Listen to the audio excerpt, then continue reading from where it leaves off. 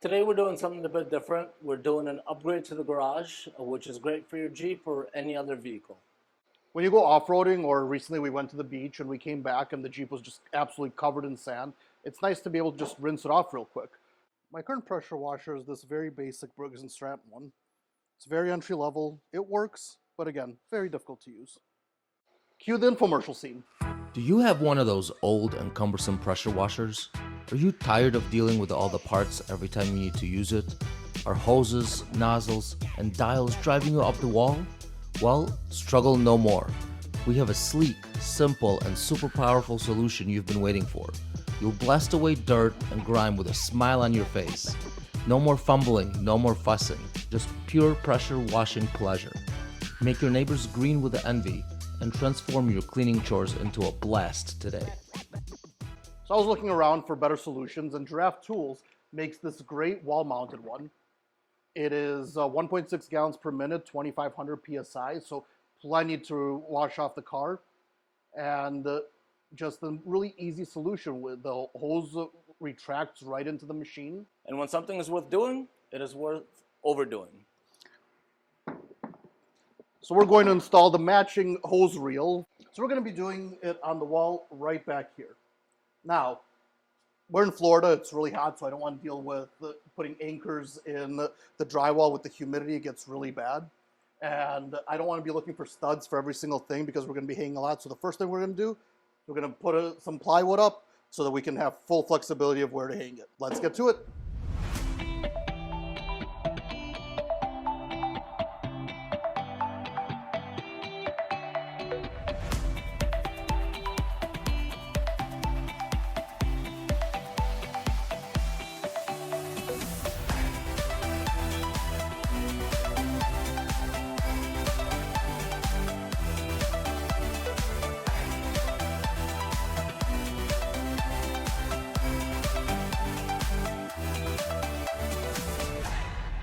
So we got our backer board up. It is a bit of an eyesore right now, so we're gonna go ahead and throw a coat of paint on it.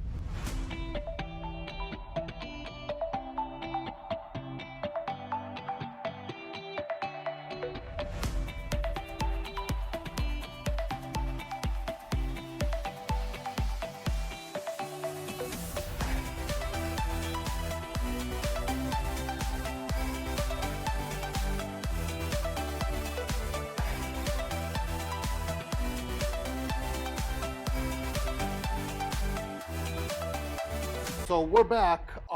We actually, in our infinite wisdom, chose to do this during one of the hottest days of the year. The heat index out there, it's like 110 degrees. And right as we were done painting, we found out that the camera shut down because it overheated. So now there's nothing left to do but sit and watch the paint dry. Cheers.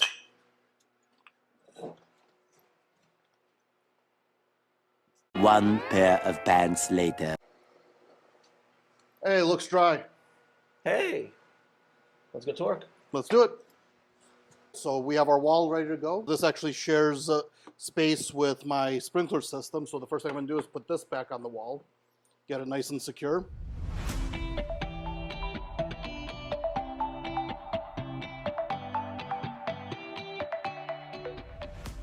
Now we're ready for the hose reel. All right, so they give you a template to install it. So just gonna put it on the wall, right on where I think it's gonna go. Use a level to make sure.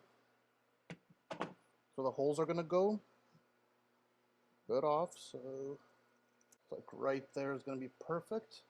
So we're just going to drill our holes right through the template. Just little starters. Okay, we can take that off. Then we're going to drill them to just shy of 2 inches, and I have the drill bit taped off here for how deep we need to go. Obviously, we put the backer board on here so that we don't have to hit a stud. But I think on this side, we lined it up with a stud anyway. So now that we have our pilot holes, we're going to go ahead and put this in.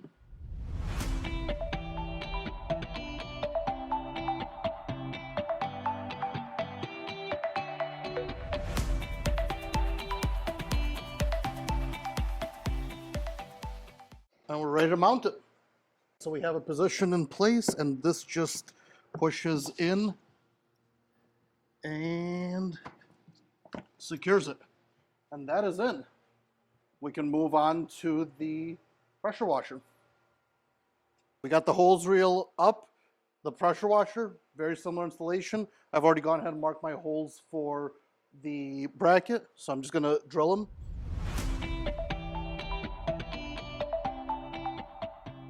So got our holes, we're gonna grab our bracket, put them in, and then we're gonna go ahead and tighten them. So we got the bracket up, we're just gonna tighten it. And now we're gonna put the pressure washer on. So we got this up. Like I've always said, you definitely want an extra set of hands, specifically in this case. These things are very heavy, so it is a two-person job. So now all that's left is to connect power. That thing requires power, so we're going to throw up a power strip here and connect all the hoses and get this set up for a final go.